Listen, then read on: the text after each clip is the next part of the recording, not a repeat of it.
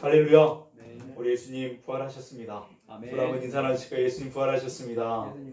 예수님 부활하셨습니다. 죽음과 그 사망의 권세, 그 어둠의 권세를 깨뜨리시고 우리 예수님이 부활하셨습니다. 아멘.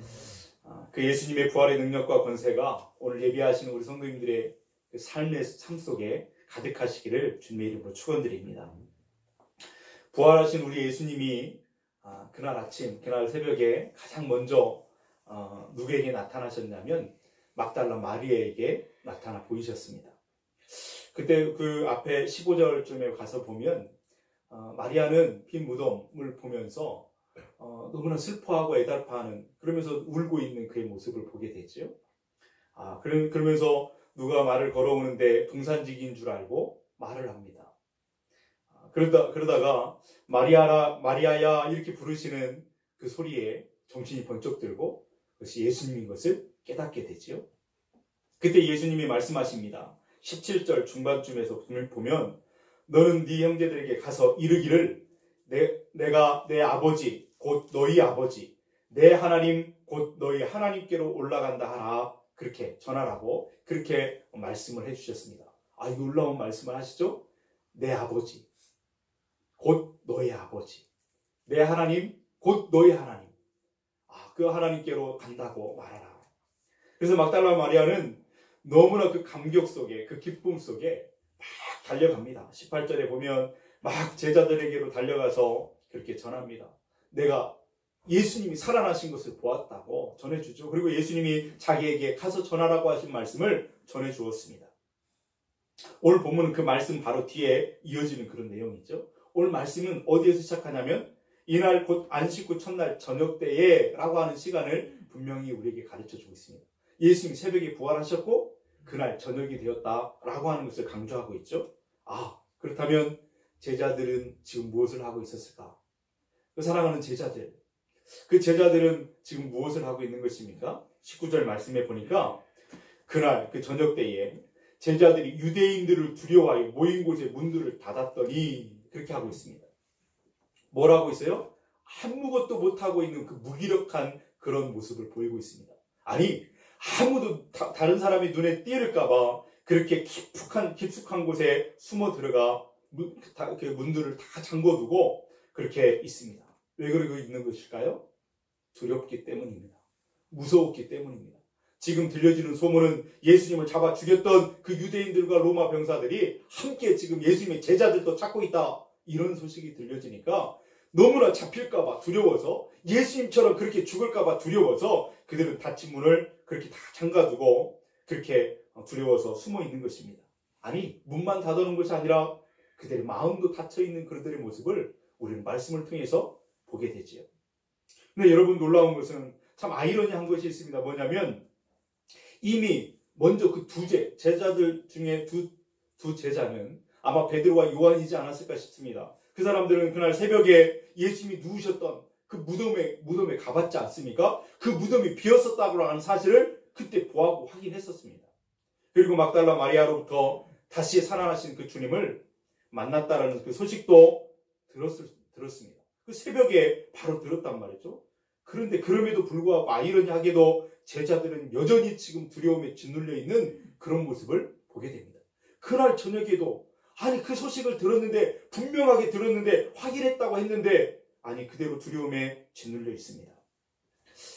무엇을 우리가 깨닫게 되는 것입니까? 여러분, 함께 중요한 것을 우리가 깨닫게 되는데, 제자들은 예수님을 떠나 있으면, 예수님이 눈에 보이지 않으면 불안하고 걱정과 염려에 짓눌릴 수밖에 없는 연약함이 있다는 것을 보게 되죠.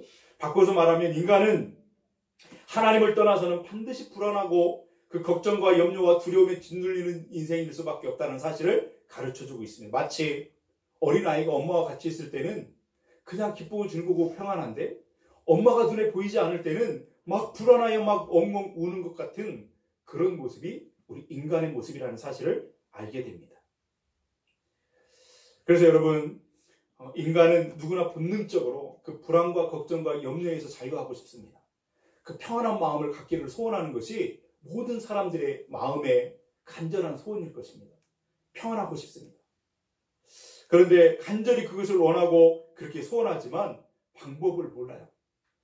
어떤 것을 붙잡아야 내가 평안한 것 같이 생각하고 물질을 붙잡고 명예를 붙잡고 무엇인가 출세를 하면서 평안을 찾아보려고 합니다. 그 두려움에서 좀 벗어나고 싶어 하십니다. 그러나 방법을 몰라요. 지금 제자들처럼. 그런데 그때 바로 그때 그 두려움의 한복판에 우리 예수님이 찾아오셨습니다. 19절 다시 한번 보실까요? 거기 보니까 제자들이 유대인들을 두려워하여 모인 곳에 문들을 다 닫고 있었는데 예수님께서 오사 가운데 서서 이르시되 그 두려움의 한복판에 예수님이 찾아오셨다라고 하는 사실을 성경은 우리에게 증언해주고 있습니다.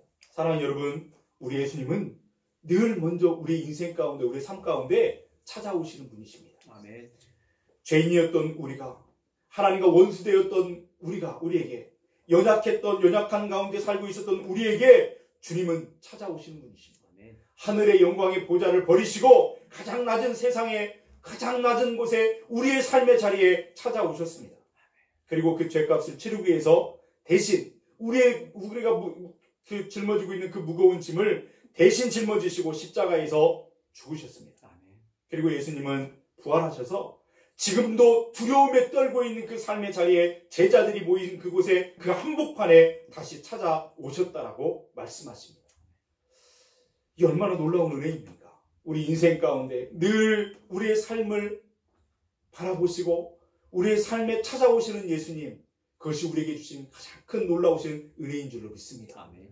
내가 주님을 찾기 전에 주님이 나를 찾아오셔서 나를 만나주시고 나의 그 간절한 그 마음의 소원들을 알고 계시는 주님, 나에게 찾아오신다.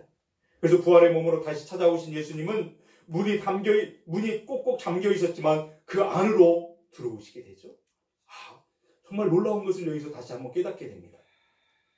예수님이 만나고자 한다면 그것을 막을 자가 없다라고 하는 것입니다. 아멘. 주님이 찾아오셔서 은혜를 주시고자 한다면 그 은혜를 막을 만한 장애물이나 어떤 것도 존재치 않다라고 말씀하십니다. 문들이 닫혔지만 주님은 그들에게 평강을 주시기 위해서 그들에게 찾아오십니다. 어떤 것도 그것을 막을 수 없다라고 하는 거예요.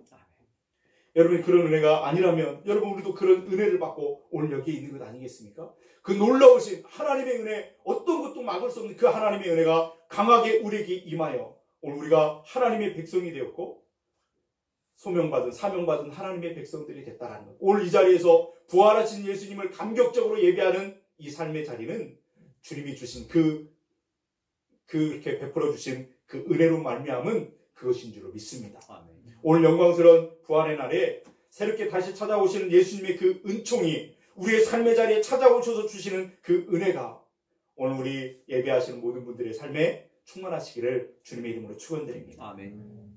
그렇게 이제 불안하고 두려움 속에 있는 자들에게 찾아오신 예수님이 그들에게 말씀하십니다. 평강을 주시기로 그렇게 말씀하시죠. 평강을 주시는 것. 19절 말씀해 보니까 제자들이 유대인들을 두려워하여 모인 곳에 문들을 닫았더니 예수께서 오사 가운데 서서 이르시되 너희에게 평강이 있을지어다. 평강을 선언하시고 선포하시고 그 평강을 주시는 것을 보게 됩니다. 19절에도 21절에도 평강을 주신다고 거듭해서 평강을 선포하시고 그들에게 평강을 주시고 있는 것을 보게 되죠.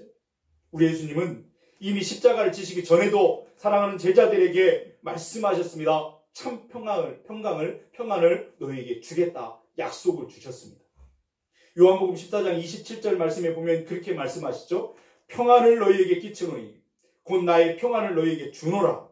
내가 너희에게 주는 것은 세상이 주는 것 같지 아니하니라. 너희는 마음에 근심하지도 말고 두려워하지도 말라. 이렇게 말씀하셨습니다. 여러분, 사람들이 평안하지 않고 늘 두려움과 걱정과 염려에 짓눌리며 살아가는 삶이 왜 그렇게 되는 걸까요? 여러 가지 이유들이 있겠지만 근본적인 이유는 죄 때문이었습니다. 그것 때문에 불안하고 두려움에 짓눌려 살아가는 것이죠. 그런데 그 모든 것을 우리 예수님께서 십자가에서 대신 짊어지고 죽으신 줄로 믿습니다. 그래서 그 모든 우리의 연약함과 우리의 모든 짊어졌던 짐들은 십자가에서 다 해결해 주셨습니다. 그리고 부활하신 주님이 찾아오셔서 말씀하십니다. 너에게 평강이 있을지어다. 이미 약속하신 그 평강이 부활하신 예수님을 통해서 선포되어지고 성취되어지는 그런 모습을 보게 되는 것이죠. 그러니 부활의 주님이 주시는 그 평강은 세상이 감히 흉내낼 수 없고 세상이 감히 그것을 흉내내 우리에게 줄 수 있는 것이 아니라는 거예요. 주님이 주시는 그것만이 진짜 평강인 줄로 믿습니다. 그 평강을 누리시는 우리 건강의 가족들 될 수 있기를 축복합니다. 그리고 나서 부활하신 예수님이 그들에게 평강을 주시면서 말씀하십니다. 그들에게 사명을 주십니다. 어떤 사명이냐면 세상에 나아가서 진짜 그 평강, 내가 너에게 준 그 평강을 전하라고 말씀하시는 것이죠. 21절 말씀해 보니까 예수께서 또 이르시되 너희에게 평강이 있을지어다 아버지께서 나를 보내신 것 같이 나도 너희를 보내노라. 우리 예수님이 이 땅에 오신 이유는 화평을 이루기 위해서 오셨습니다. 하나님과 우리 사이에 화평, 화목을 이루기 위해서 오셨죠. 그렇게 해서 그것을 이루셨습니다. 그런 것처럼 너희도 세상에 나아가 그 평강을 전하라고 화목을 이루게 하라고 그렇게 하나님과 그 관계를 회복시키라고 그렇게 하면서 우리를 보내시는 사명을 일깨워 주고 계십니다. 그러면서 제자들이 잊고 있었던 그 사명을 그 마음 가운데 버릴 듯 일어나게 하시더니 다시 세워서 세상으로 내보내시는 파송하시는 주님의 모습을 보게 됐죠. 여러분, 우리 예수님 부활하셨으니 이제 모든 것이 다 끝나고 이제 다 끝났는가, 이제 우리는 가만히 있으면 되는 것인가, 그것이 아니라는 것을 깨닫게 됩니다. 평강을 입은 제자들에게, 예수님의 부활하신 그 평강을 누리는 우리들에게 주님이 말씀하십니다. 너희는 일어나! 앉아있는 것이 아니라 일어나! 가라! 내가 너희들을 세상에 보낸다 라고 말씀하십니다.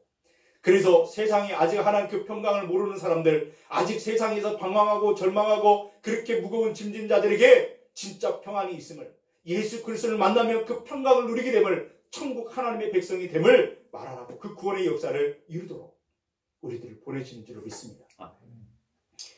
주님이 우리에게 그 주신 그 사명을 우리가 남은 삶에 아름답게 이루시기를, 우리 교회가 그 일을 끝까지 잘 감당하는 교회가 되기를 간절히 소원합니다. 그런데 여러분, 부활하신 주님은 우리가 참 평강을 얻고 주신 사명을 감당하기 위해서 그냥 우리가 너는 가라, 가서 해봐라 하고 내보내는 것이 아닙니다. 우리에게 성령을 부어주십니다. 도우실 성령님을 우리에게 부어주시죠. 22절 말씀을 우리 한번 같이 읽어볼까요? 22절 말씀 읽습니다. 이 말씀을 하시고 그들을 향하여 숨을 내쉬며 이르시되 성령을 받으라. 아멘. 성령을 받으라. 성령을 부어주시는 성령의 기름 부으심을 그들에게 주시는 것을 보게 됩니다. 근데 이 장면이 어디서 많이 본 것 같은 익숙한 장면입니다. 제자들이 성령을 충만함을 받는 그 시간에 어디서 많이 본 것 같죠? 생각하시고 계시죠, 지금? 하나님께서 사람을 흙으로 창조하실 때, 흙으로 창조하신 다음에, 만드신 다음에 그 코에 생기를 하고 불어 넣으시잖아요? 그리고 인간을 창조하신 그 모습을 창세기에서 우리가 보았습니다. 그것과 똑같이 제자들이 성령을 부어주실 때 그렇게 말씀하시잖아요. 22절을 보니까 그들을 향하여 숨을 내쉬면서 성령을 받으라 말씀하십니다. 새로운 창조가 일어나고 있는 것을 보게 됩니다. 성령이 내주하시는 그 어떤 성령이 임재하시는 그 새로운 하나님의 창조를 여기서 우리가 만나게 된다라고 하는 것을 보게 되죠. 하나님께서 첫사람 아담을 지으신 후에 모든 만물을 다스리라 그 사명을 그에게 맡기신 것처럼 부활하신 예수님은 제자들에게 성령을 부어주심으로 당신이 그 모든 사람을 구원하신 그 놀라우신 사역에 우리를 동참시키고 너희도 가서 그 사명을 감당하라고 그 사명을 부여하시는 그런 모습을 보게 됩니다. 그런데 그 평강의 복음을 전하는 제자들, 그리고 우리는 그 능력을, 이제 그 복음을 전하는 그 능력을 어디에서 얻게 되는지를 다시 한번 깨닫게 되는 거죠. 내 능력, 내 실력, 내 말의 어떤 내 지식이나 지혜나 말의 능력으로 할 수 있는 것이 아니라 오직 성령의 능력을 의지할 때, 성령님을 의지하고 바라보고 나아갈 때 그 사역은, 그 사명은 끝까지 이룰 줄로 믿습니다. 그것을 이제 성경에서는 사도행전을 통해서 제자들이 나아가 그 복음을 그렇게 전하고 역사를 이룬 것이 바로 성령의 능력이었던 것을 우리는 말씀을 통해서 알지 않습니까? 오늘 우리를 보내시는 우리 하나님은 우리에게 성령을 부어주시며 나가라고 말씀하십니다. 그 성령의 충만함을 입고 나아가 그 사명을 감당하는 저와 여러분들 될 수 있기를 주님의 이름으로 축원드립니다. 그러므로 아무리 그들이 십자가 사건을 목격했고 또 부활을 눈으로 보고 빈 무덤을 보았고 또 부활하신 예수님을 손으로 만져보았다 할지라도 성령을 받지 않으면, 그분을 의지하지 않고서는 제자로서의 마땅히 감당의 사명을 감당할 수 없다는 거예요. 그들의 실력을 할 수 없으니까요. 그래서 주님은 성령을 받으라고 말씀하고 있습니다. 그 성령의 기름 부으심이 오늘 여기 모인 우리 모든 성 가족들에게 임하시기를 축원드립니다. 아멘. 말씀을 정리하겠습니다. 오늘 부활하신 주님이 우리에게 다시 찾아오십니다. 아멘. 그리고 말씀하십니다. 너희에게 평강이 있을지어다. 아멘. 아버지께서 나를 보내신 것 같이 나도 너희를 보내노라. 성령을 받으라. 아멘. 사랑하는 우리 건강의 모든 가족들이 부활하신 주님으로 말미암아 세상이 줄 수 없는, 세상이 흉내낼 수 없는 평강으로 지배받으시기를 축복합니다. 아멘. 성령의 능력과 그 도우심으로 복음의 증인된 사명을 끝까지 잘 감당하여 하나님 앞에 섰을 때 잘했다 칭찬받는 사람들이 다 될 수 있기를 축원드립니다. 아멘. 기도하시겠습니다.